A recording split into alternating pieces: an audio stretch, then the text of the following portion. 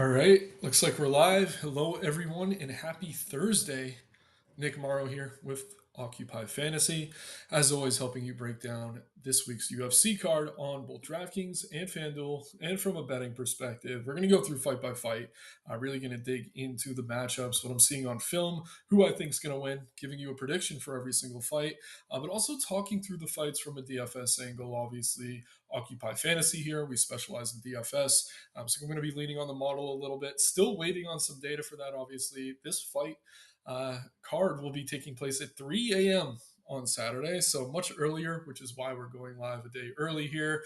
But yeah, looking forward to this card as always. When they go over to China, Japan, Asia, that entire region, just a rabid fan base in terms of fighting and the UFC in general. So really looking forward to breaking this one down.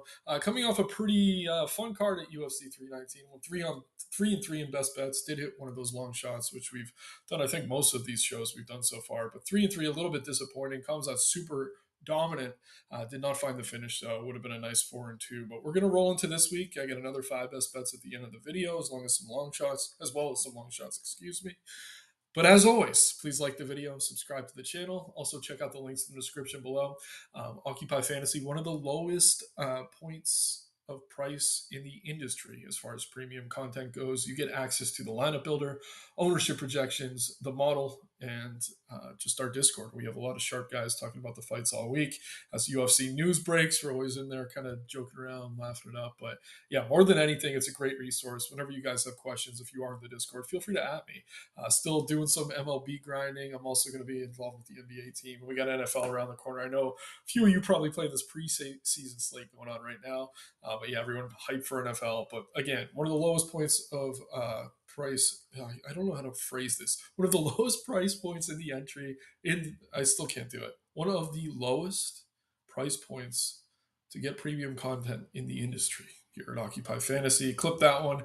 But yeah, let's get into the fight by fight breakdown here. Again, like the video, subscribe to the channel. Helps us get more free content like this out to you on a regular basis. And please leave some comments in the chat and below. But let's get into it here, guys.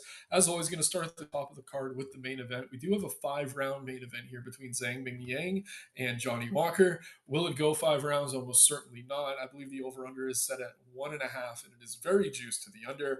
That is because Zhang Mingyang has done nothing but win fights in the first round his entire career, including in the UFC, where he is 4-0. Lands a ridiculous 10.9 significant strikes per minute, only absorbs 4.5, which is a high number, but when we're talking about differential, that's pretty damn good. I will say he can be hittable in exchanges. His grappling hasn't looked great. We haven't really seen him tested much. If you go back to the Ribeiro fight, he was taken down, worked his way back to the feet. But I don't know that we see that here from Johnny Walker. Johnny Walker, known as a striker, once one of the highly regarded prospects in this division, kind of similar to what Ming Yang is now, but he's fallen on hard times, right? He had a win over Anthony Smith. Smith obviously knocking on the door of the retirement at the time of that fight.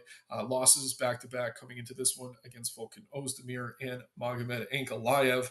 Walker only landing 3.8 significant strikes per minute, absorbing 3.1, but his chin seems to be gone. And that's the big thing with Johnny Walker. Obviously still can be dynamic and dangerous offensively, but defensively leaves a lot to be desired, and that chin leads to very meme-like comical knockouts. Rough going for Johnny here. And obviously, with this being in Shanghai, they're trying to build up Ming Yang stock. They've done a good job doing so far, but they want a KO here. They want a KO early, and that is why paying 9,400 for him here does make some sense, if I'm being completely honest. He has scored over 100 fantasy points, I believe, in all of his UFC fights so far. And we're going to talk about a few other fighters that are very expensive. As far as DFS goes, I do think Ming Yang is someone you definitely want to get heavy exposure to. We're still waiting on ownership. Again, this card is much earlier than usual, so we don't have all the data we normally do on the show. Not only that, the card's early, but we're also doing the show early. Creates a little bit of a hiccup here, but all the more reason to get behind that paywall. But yeah, again, Johnny Walker coming off 2 KO losses. This fight is very much the UFC trying to market Ming Yang. I will say this: Johnny Walker, brother, of Walter Walker, who has been having a lot of success on the mat at heavyweight. Johnny Walker does seem to be grappling more, and he left SBG Ireland. So SPG Ireland is a camp famous for kind of quote unquote building up Conor McGregor. Really, though, Conor McGregor kind of built up that camp. It seems everyone who goes there struggles. Walker, no exception. The one good thing about Walker was his be killed style, excuse me. And switching over to SPG, they made him this tentative, slow fighter who kind of takes his time. They fixed that he was over aggressive, but it was an overcorrection, in my opinion. Now he's training out of Extreme Couture with one Eric Nissick and those guys over in Las Vegas. I think it's a much better team, a much better room for him, better training partners, all that good stuff. But still, the chin is the chin, no matter where you train. So I do think Ming Yang gets it done here. If Walker were to choose to grapple, I do think he could be live for an upset. Again, Ming Yang has won all his fights in the first round. We haven't really seen him go through a ton of adversity. So I do think the line's a little bit wide here if we're talking about money line minus one. Minus 330 to 360, depending on which book you're looking at. See him as wide as minus 380 now, which feels a little bit insane for a guy who's looked good, but against kind of lower level opponents than what Walker's been facing. But yeah, spending a lot of time in this main event because it is the main event, but I think it's pretty simple. You want to be heavily exposed to Ming Yang, probably gets it done in the first round. But if Walker were to choose to grapple here, it could get interesting. And again, Walker, while he has been terrible, has been taking on the better competition. So I'm pretty confident Ming Yang gets it done. If you're playing a ton of lineups, 100 lineups, maybe you have, I don't know, 5 to 10% with Walker, maybe a little bit more. But Ming Yang at his price, one of my favorite payups this week on both sites. Moving into the co-main event now, and very notable for this fight, this is a 5-round fight. I think it was kind of announced as a 3-round, then they changed it to a 5-round, and then it went back and forth a few times. But Aljamain Sterling here, former bantamweight champion, taking on Brian Ortega, former featherweight title challenger at 145 pounds. Ortega has been decent lately, but he certainly seems to be slowing down. Coming off that loss to Diego Lopez, where his chin did hold up well, but he was getting picked apart on the feet. Had the nice win over Yair Rodriguez in a fight that he was kind of getting dominated in, before he came back. And prior to that, the injury against Yair and then the loss to Volk in the title fight, where he did clasp on to a few solid submissions, but we're talking about 2021 now. So 4 years later, Ortega does seem to be slowing down. We did see that against Lopez. Ortega's a decent striker. I mean, since that Max Holloway fight where he was kind of schooled, we even saw Max kind of showing him how to block and throw combinations in the cage. One of the more disrespectful moments in UFC history, in my opinion, even though Max is a good-hearted guy. Aljamain Sterling, certainly not a highly technical striker, but he is effective. And we talk about technical strikers, but in MMA, that doesn't always matter the most. I mean, Dricus was obviously exposed this past week on the mat, but he's someone we talk about. Not the best technical striker, but he is effective. Sterling does land 4.4 significant strikes per minute, only absorbing 2.2. What he does well is stay on the defensive, and he is the better wrestler in this matchup. The thing about Ortega, he has outstanding jiu-jitsu. We saw it in a lot of the wins when he was coming into the UFC and kind of building himself up. A lot of fights where he's losing, where he comes back, wins over Swanson, Edgar, even Moicano, and most recently Yair all via submission, I believe. But yeah, that's his path to victory. The thing is, Sterling is so good on the mat that he should be able to mostly stay safe unless he's hurt or unless he gets caught doing something stupid. But I think at this point in their respective careers, Sterling, 2 years younger, certainly still closer to his prime than Ortega is. I do think these guys are a little bit past it. But moving up in weight does seem to be a solid move for Aljamain. Coming off the loss to Evloev, I'm not too concerned about that. Obviously, Evloev, undefeated fighter, probably should be challenging for the title soon enough. But I do like him here to get it done.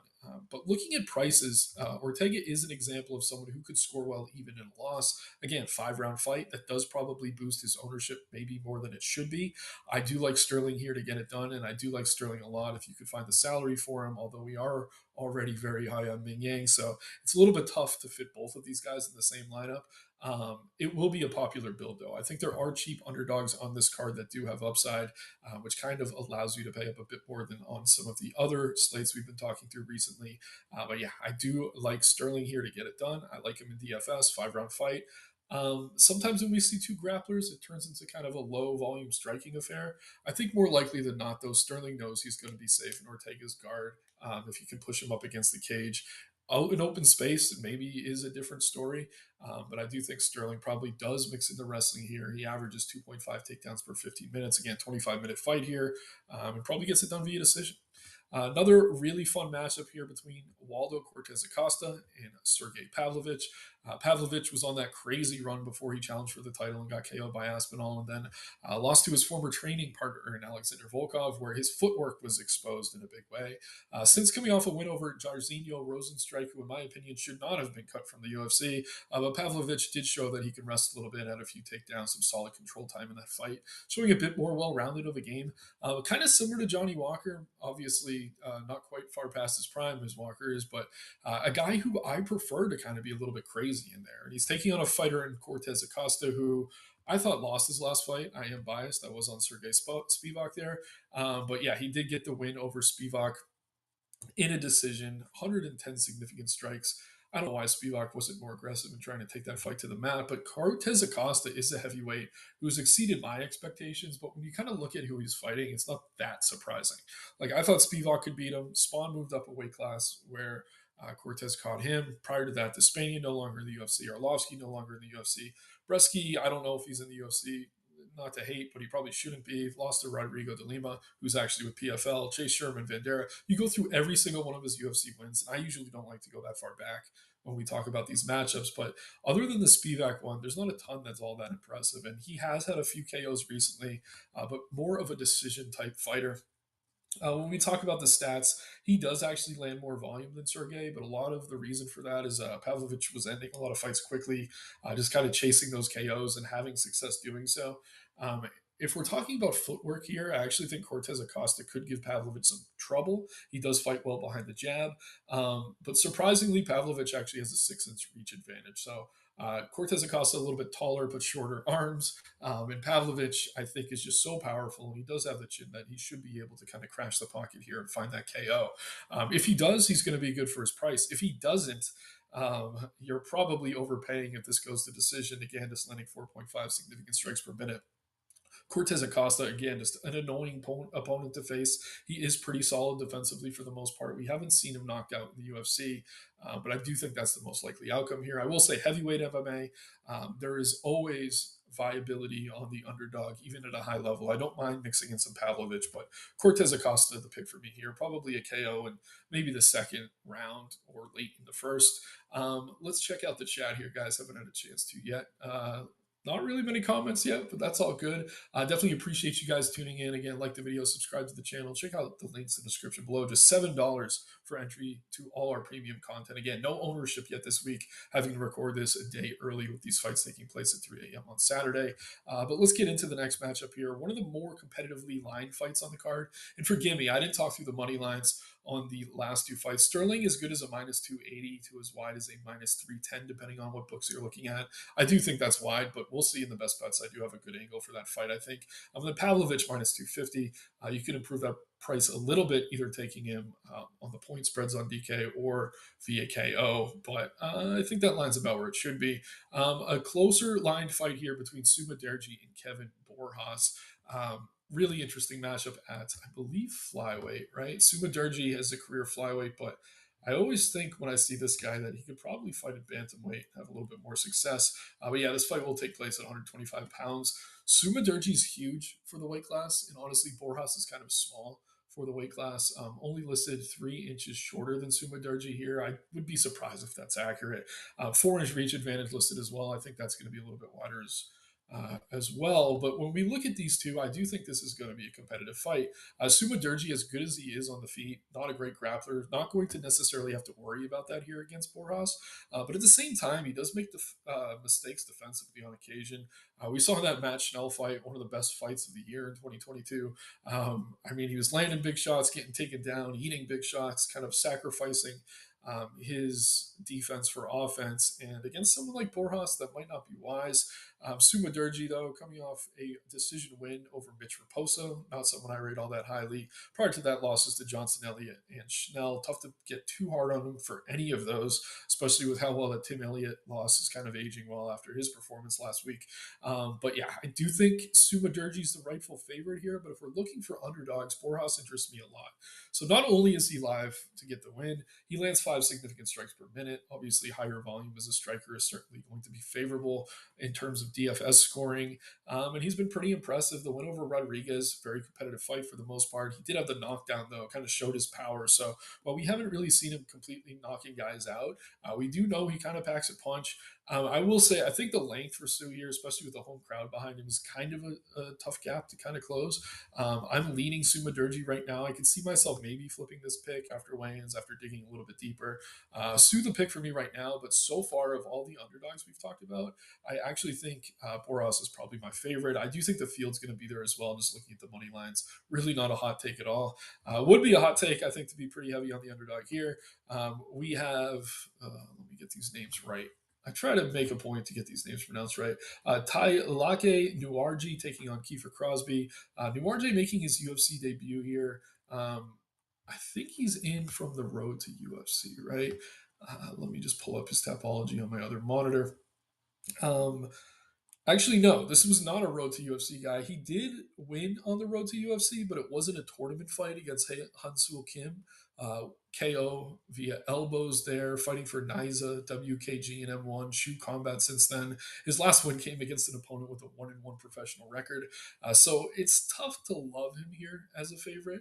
But on the other side, speaking of SGB Ireland, we have Kiefer Crosby. Kiefer, in interviews leading up to this fight, said, "Hey, John Kavanagh and that team have done really nothing for me. I claim them as a gym. I'm from Ireland, but they haven't been doing all that much." I'm trying to remember where he went to kind of improve his game. But yeah, Crosby, I mean, he's a tough dude. Probably wouldn't want to run into him in a bar fight. Pretty crisp boxing, honestly, in the pocket. But to the point, again, and this is kind of a theme on this card, he sacrifices defense for offense. That's kind of been to his detriment so far in the UFC. And his biggest struggles have actually come on the mat. He's listed as a BJJ brown belt. You have to wonder where he got that from over in Ireland. Not exactly known for their jiu-jitsu. But yeah, I don't want to hate on anyone too much, but Kiefer doesn't really seem to be UFC level, if I'm being completely honest. Is Nuarji? I think so. Again, had that nice win on road to UFC.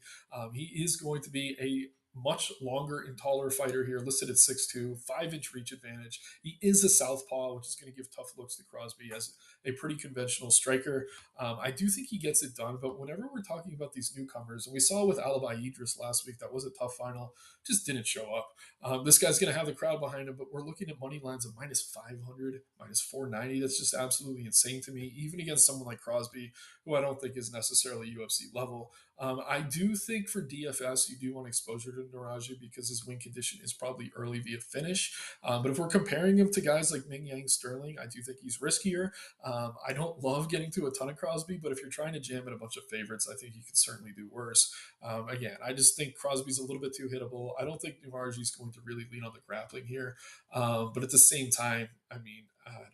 I just think this is two guys whose careers are headed in different directions. 11-year age gap here as well. Crosby broke into the UFC pretty late. So, again, don't want to hate on anyone. You step in the cage, you make it to the UFC, you're doing a lot right. But even against a prospect like Demarji, who's somewhat untested, I don't really have much faith in Crosby as an underdog. Next matchup here, another closely lined fight between Gage Young and Mahashate. Mahashate has been pretty inconsistent in the UFC. That win over Steve Garcia, though, has aged incredibly well, hasn't it? I believe that was over in China. Garcia's on a tear coming off that win over Cater. Not to do too much MMA math. Went to decision against Nicholas Mota. Fight a lot of people had him pegged to find the finish. Prior to that, a win over Gabe Benitez looked really good there. Was KO'd by Porsche, but you get the point. I'm not saying all these results matter for this particular matchup. I was just trying to really get across that he has been inconsistent. Gage Young broke into the UFC, I believe, on short notice against Evan Elder. And I think that fight was up a weight class. So yeah, Gage did a good job kind of hanging in there, landing a few shots of his own, but more than anything showed his toughness to, excuse me, a lot of damage. But yeah, I'm pretty impressed by him as a prospect. It's just we're still not exactly sure what we're going to get out of him. He lost to Quinlan Salkilled on Contender Series, a guy who a lot of people are high on now as a prospect. But yeah, Gage, talented kid, but it's tough to really gauge him, no pun intended, when he's taking on the likes of the Australian regional scene. Mahashate, I think if the best version of him shows up here, is one of the best fighters to pay down for on the slate. And again, I think he flipped to the favorite. No, not yet. I could see him flipping to the favorite by the time this fight goes off. I think there's a little bit of an overcorrection here coming off the loss to Moda, but when Moda's not getting KO'd, he's a pretty decent fighter. And yeah, I actually rate the win over Benitez much higher than I do anything Gage Young's done in his career. So for me, Mahashate is an underdog I'm interested in. I would be lying if I said I was confident on either fighter here. They both land similarly, and they both absorb more significant strikes than they land per minute. So they're both hittable. I'll give the durability edge to Young, but the power edge to Mahashate. So probably want both sides of this one. A fight I could see going the distance, though, again, because they are both pretty tough. And well, I do think Gage has the durability advantage. I definitely rate Mahashante's power higher. So it's like you got the guy who hits a little bit softer, hitting the more durable guy. I can see this fight going the distance. I believe that might be one of my best bets to plug that later in the show. Another really fun matchup here between Loner Kavanagh and one Charles Johnson. Ownership's not out yet, right? But I will say this: I think Johnson's going to be maybe the most popular underdog on this card. He's been a darling for a lot of people since he broke into the UFC. I believe a 6-5 record, so mixed results for him. But taking on the class of the division, the win over Joshua Van, aging about as well as any win on your record can at flyweight, but failing to succeed his last time out against Temerov, where he was grappled, and most of his losses, he is someone who does get controlled on the mat. Loner Kavanagh, a very highly regarded prospect, but in a lot of ways, this fight's an IQ test. He needs to get his grappling going. He does average 1.8 significant strikes per 15 minutes. But if this is just a pocket boxing match, he's live to get the win. But I do think Johnson is a little bit more defensively sound. So I do think Kavanaugh gets it done here. I do think Johnson's an interesting underdog, though, at his price. But I do want you to keep in mind Johnson's going to be extremely popular on both sites because he is always competitive. Flyweight fights do tend to go longer than some of the heavier divisions. So he could score well even in a loss. And yeah, I just think he's going to be putting out volume here. And this is a step up for Kavanaugh. So I'm picking Kavanaugh, but not with much confidence. And it does seem around the industry, though, if you kind of poke around, Johnson is one of the more popular underdogs this week. So definitely keep that in mind. Plugging right along here. Again, appreciate you guys tuning in on a Thursday night. Have to do the show early because we have this card taking place at 3 a.m. on Saturday. So if we did it Friday night, it would have pretty much no shelf life, right? So we got to kind of adjust, and that's what we do. But moving into the next fight here, we have Austin Hubbard taking on Rong Zhu. Rong Zhu coming off a really nice win over a prospect in Kevin Steele, fight in which he was a pretty heavy underdog. But yeah, I mean, Rong Zhu, this is actually his second stint in the UFC. He's still very young, born in 2000, but 26-6 record already his second stint in the UFC. And he's looked pretty good lately. Obviously, got clipped early by Padilla, lost to Bahamondes, who's a really tough out, but wins over Jenkins, who people regard pretty highly, and Cody Steele. A fight he was able to mostly keep that fight standing, land 125 significant strikes across 15 minutes. So I totally get that he is a worthy favorite here. And if we're looking at the money lines, Zurong around a minus 240 to minus 270, depending on the book. I do think it's getting a little bit wide. I don't rate Hubbard all that highly, but he does a few things well. He has tremendous cardio, mostly training at elevation in Denver, Colorado for most of his career. And he also is tough. He does put out volume. He can grapple as well as strike. We see the takedown numbers in some of his fights. And if he gets the takedowns going here, I do think he'd be live to keep this close and maybe pull it off via decision. You just have to keep in mind Rongzu's going to have the crowd behind him. But Hubbard, to me, is another underdog I would definitely have circled as someone worth getting exposure to. I do like the Rongzu side. It's tough for me to pick against him. Especially with Hubbard having to fly across the world to take on Rongzu here. But yeah, just kind of mixed results lately. But they have come against better opponents than what Rongzu's been seeing. I know a lot of people rate Cody Steele very highly, but Alexander Hernandez, I mean, that's like Yancy Medeiros. Um, Medeiros. I can't remember his first name off the top of my head. Not going to pull up the page just for that. But yeah, he's been competitive in most of his matchups. And again, another guy who it's his second stint in the UFC. So both these guys here for the second time obviously know what's at stake. And another guy here, using that to segue, Kyle Dawkins returning to the UFC, taking this fight on short notice against Michelle Pereira. Dawkins had a decent run, came into the promotion pretty hot, went over Stoltzfus. More than anything, he was kind of famous for his loss to Brandon Allen, in which he was very competitive on short notice. That no contest to Kevin Holland fight he probably should have been awarded a KO in, and then mixed results since then. So, what has he done lately? Dawkins went to CFFC.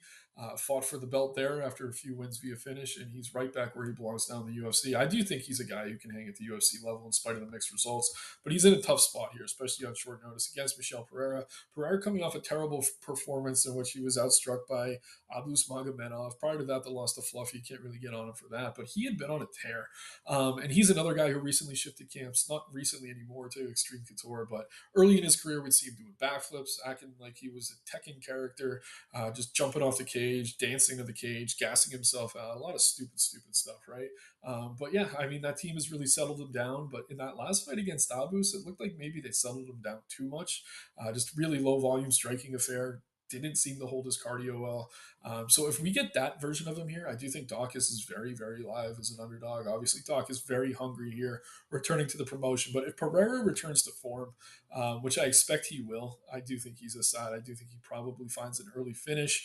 Dawkins is the better grappler in this matchup, so I will say he's another guy you can maybe consider as an underdog as you're building out your lineups. But I do think Pereira probably wins this fight in the first or second round more often than not. But he is one of these guys. Which version's going to show up? Is he going to be healthy? Is he going to be aggressive? Is he going to be doing stupid crap the whole time he's in there? His capoeira is really not as effective as someone like Zaleski dos Santos. I think it was Ihor Poteria. He just did a backflip onto Poteria pretty much for no reason. Won that fight, obviously. Ihor, not someone we rate all that highly, but some decent wins now. Petrosky, Olajaychek, Ponzinibbio. These have all aged pretty well. So a little bit of recency bias here if people are very aggressively going to be playing Dawkins as an underdog. But I do think Dawkins is live, but he becomes more live as his fight wears on. Early it's Pereira, which is why he's a good DFS play. I do think he gets it done via fish. Speaking of wide lines, we got Yiza here taking on Weston Wilson. So do I rate Weston Wilson now? Do I think Yiza is the better fighter? Yes. But looking at these prices, man, minus 1,200 for Yiza or Zai, depending on who you ask, is just ridiculous. And this is a guy who has not found a win yet in the UFC. He's another fighter you could call durable. I mean, he's taken a ton of damage in, I think, both of his matchups, if we're being honest. Absorbing only 2.83 strikes per minute, but some really big shots. But Weston Wilson, very much a one kind of dimensional fighter, usually looks to chase that submission, definitely looks to grapple. And again, I don't want to talk crap on these guys. I question if he's UFC level. Obviously, has that win over Jeket Sergi, but KO'd pretty brutally prior to that. He's going to be looking for leg locks, chasing the finish that way, but I do think Iza has the defensive grappling to stay safe here. That being said, 9,900 feels insane if we're comparing him to some of the others on this card. I'm guessing that keeps the ownership down. So in tournaments, there is some merit to playing him. The under is juiced here, under 1.5. So Iza should score well in a win. But if Wilson can maybe grind it out, take him down, get a few takedowns, he's going to be live. At least more live than the plus 700, plus 800 line we're looking at across these books. So I do think Iza gets it done. I do think he's overpriced for DFS. I don't love Wilson as an underdog, but I do think you can maybe mix him in. There's a few I've talked about that I definitely prefer, though. Another interesting matchup here, lined extremely competitive between Su Yang Yu and Long Zhao. Just pulling up some stats on this one. So this is interesting. This line has been all over the place this week. Su Young Yu is currently sitting as a minus 115 to minus 130 favorite, coming off wins over Jealousy. I didn't pronounce that right. I try to get the guys on the card right. Then AJ Cunningham. It's two guys I don't really rate all that highly. And then taking on Su Young Yu, or no, excuse me, just clicked him. Zhao Long, who is coming off the win over Quan Lee, I believe. Pretty explosive in the pocket. These guys are tough to get a read on. And I think that's the main reason this line's so close. Long lands 5.4 significant strikes per minute. He's going to be the much higher volume striker here. But Yu has the grappling advantage. And we haven't seen Long have a ton of issues against grapplers. But I do think Yu just having the more well-rounded game here could be enough for him to get it done. I'm going to say this, though. I think whoever ends up the underdog is the value side. Right now, for DFS, I think Long, again, is another really solid underdog, but he's going to be popular. I think Yu gets it done probably via decision. And if I'm being completely honest, short week this week, this is a fight I need to spend a little bit more time on. You can probably hear it in my voice. I mean, watching film on Yu, he looks great. But again, it's against such a low level of opponent. I'm going to try to kind of slow some things down that I'm watching and try to maybe pick out some holes that I wasn't seeing again against low level competition. But Long, again, kind of a similar situation. He's looked good, but against who? Does seem to be pretty durable, does carry power late to his fight, but Long being the better grappler. I mean, when it comes down to it, all else fails. I usually just favor the grappler. So that's where I'm at right now. I think that's enough to play him as a near money line pick. But again, keep an eye on that one. Very tricky fight. And we want another tricky fight here. We got it between Dayan Nurgazai against Uran Satyabaldiev. I think I got that right. Not going to say it too many times. I'm going to call them Uran and Dyer, though, for the sake of this video. So Uran, coming off that loss to Boudet, he took up a weight class at heavyweight against one of the bigger heavyweights in the UFC. Boudet famously went 7-1 before he was cut from the promotion. Uran had his moments in that fight, able to rock Boudet on the feet. Got stuck against the cage at times, though. His defensive, grappling seems to be questionable at best. But yeah, I do think he is probably better than what we saw of him in his debut, right? Obviously, against the guy his size this time in Dyer Nugazayev.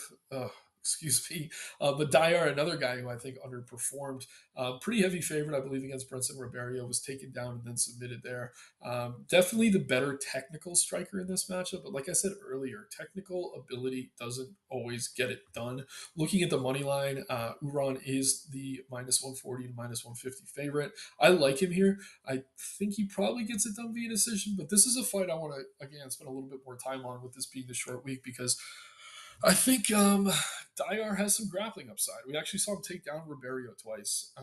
In Uran, while he was able to stay standing against Budai, he didn't really show anything exciting in terms of takedown defense. He mostly just got stuck up against the cage. And Budai is a guy who kind of lives there. He's not trying to take guys down, he's trying to push them against the cage. So, admittedly, again, these last two fights, I would normally have come in super ready. I need to spend a little bit more time on them. I will tonight and tomorrow.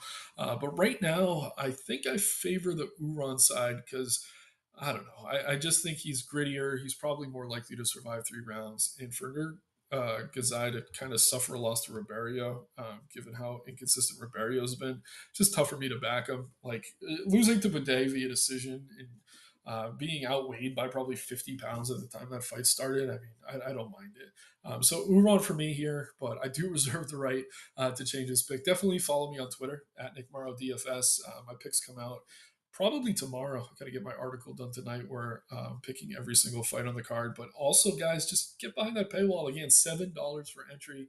I get you access to the Discord, UFC slate breakdowns, Occupy model ownership projections, all that good stuff. But yeah, so we're through the fight by fight. Again, these last two fights you need to spend a little bit more time on. I think for the sake of this video, though, I am for now just on the favorites. But yeah, let's get into the best bets here. So last week we went 3-3. Again, if Kamzat got the finish, would have been 4-2. Coulda, woulda, shoulda. Doesn't really matter. But Sung Young Yu to me, again, like I said, near money line pick. I'm not all that impressed by Zhao, and I think more likely than not he's going to be able to get his grappling going. So he's going to be the pick for me. I think there's value on him on the money line, but I did say I need to spend more time. But I'm guessing this line's steam, so keep an eye on it. If you're going to jump on it now. Trying to just read the market. It does seem to be the way it's going. Young Mahashate, again, I mentioned, I think Mahashate is more power, but Young is more durable. So I'm not necessarily concerned about Mahashate's chin here. So let's go with the over 2.5, 166 instead of picking a side. Naraje against Crosby. Crosby, like I said, decent pocket boxer. That's about it. Naraji fights like he's shot out of a cannon, like the under. We've been hitting a lot of these under 1.5s. Hit a couple last week. That's where we kind of even things out at 3-3. So happy to go back to the well there. Kind of the opposite here. Sterling to win by decision. Again, I don't mind the money line pick, but I never really want to recommend anything over -200. -115 to get him by decision. I think that's the most likely outcome. Sterling not really known as a KO puncher or anything like that. And if anything, Ortega's durable. If anything, he's good on the mat. So going to be tough to find the finish there. This is the chalkiest play ever, but Zhang Mingyang to win in round 1. I think he does probably catch Johnny Walker, keep that finish streak going, unless Walker were to grapple. And that's going to bring us to the long shots. If you want a very, very, very long shot this week, Walker by submissions plus 1,100. Don't put much of anything on it, but I do think it is a possible outcome for him. If we are trying to find a way he does pull off the upset, I don't mind the Dawkins money line. Again, I think Pereira gets it done. Just think that's a little bit too wide. Then again, here, Charles Johnson by decision. I think Kavanaugh gets it done. But if it goes to the scorecards, there is no bias here. These are two American fighters, or I think Kavanaugh's British, not British. It doesn't matter. They're not Chinese or from Hong Kong, so there's no bias there. Is what I'm getting at. This decision should be competitive. Does go to the cards, and I expect it will. And then he's up by KO. Do I like the minus 1200? No. Do I think more likely than not he finds a submission? Yes. But I'm a little bit surprised to see the submission is minus money and the KO at plus 250. I just think there's some value there. So again, quick recap on the best bets. You money line, Young Mahashate over, Naraje Crosby under 1.5, Sterling by decision, Ming Yang round one. Hoping to have a big week and really boost this record. We've been treading at 500, which isn't bad, but we're paying some juice for these. Luckily, we've hit at least one long shot. I think 3 or 4 cards in a row, so we would be in the green. But just tracking the best bets, we gotta boost this record a bit. So quick recap on all the fights, and then I will do a quick build actually on each site. Um, yeah, let's actually do the build first. So, like I said, I think round one for Ming is very, very likely. 5 round fight here. If we could jam in Sterling, this is a chalky build, right? But I do think these are probably two of my preferred favorites. Plucking at underdogs, sorting by salary. Um, let's see. Johnson's going to be popular. I don't mind it. Uran Dayar fight could really go either way. I'll mix him in. Borjas, I mean, he's fine. I think Mahashate at 8K looks really good. Then we can pay up once more. So I don't know. If we don't have Borjas, go Sumadarji, or we could go Uran. No, we can't because we already picked the other side of that one. Let's go Sumadarji, leave 200 on the table. This isn't a bad build. Again, if you don't want to go with the chalky Charles Johnson, I don't know, try to get up to Borjas, pull out Madarji, go down to you, something like this. I really like as well. But pretty easy to build on DK this week. Again, I think some of these lines are just too wide. I'm happy to take a few underdog shots. Over here, we'll go with Zhang at the MVP. Kind of is what it is. Love Sterling in the 5 rounder again. Wouldn't mind mixing in Ortega if you're playing a bunch of lineups, but for me, this is kind of my core. It's going to be chalky though, so we really need to get different now with the underdogs. Let's avoid Johnson this time because I think he's going to be chalk. Let's get Kyle Dawkins in here. I think he's underpriced at 9 on FanDuel. Could he get finished in the first round? Certainly. I also think he's live to maybe extend it. I also think Hubbard, kind of a similar story here. I mean, $9 for him. If one of these guys wins, you have a pretty damn good lineup because you're able to play 20 plus now for the rest of it. I don't know. Fade Kiefer with Naraji. And then I really like Sergey Pavlovich. We didn't have him in the other line. So instead of Naraji, let's go with the minus 1200. Hopefully he does what he's supposed to. Something like this looks really good over on FanDuel. Again, I'm not picking a ton of underdogs this week, but I do think a lot of them are very live. My picks will be out pretty soon. A little bit of housekeeping here, then we'll get out of here. Once again, appreciate you guys tuning in a night early this week. Obviously, a lot of people tune in to MLB, NFL. I'm about to go watch the Yanks and the Sox. But yeah, fun card, but you got to stay up all night or wake up early to watch it. 3 a.m. Eastern time. Keep that in mind. Best bets here. Young versus Monshante over 2.5. Crosby fight under 1.5. Sterling decision. Ming Yang round one. But yeah, like the video, subscribe to the channel, leave comments below, help us climb that algorithm. Let Brian and Moose and the guys know that there are more of these videos that you want to see. You want me to keep doing these on Friday nights or Thursdays when we're on the other side of the world. But yeah, it's been fun, guys. We have a lot of great screenshots in the Discord. Again, $7 for access to the model, the ownership projections, the lineup builder if you are looking to mass multi-enter. And then we have the Daily Plug written by Derek Phillips, always one of the best articles to read every week. I do consume a lot of content going in. Film first, but there's a few sharp guys out there. Derek's one of them. Always like to read where he's at. Yeah, you get access to that and all of our minds behind the paywall there in the Discord. So shouts out to you. Good luck this week. Definitely get your coffees ready for this 3 a.m. card or whatever it is you do to stay up. But appreciate you. Should be a fun one. I'll probably sleep in for the prelims, wake up for the main, and rewatch it, but who knows? Really fun card regardless, guys. Appreciate you tuning in. Like, subscribe. Follow me on Twitter at Nick Morrow DFS. Take care. Have fun. Good luck.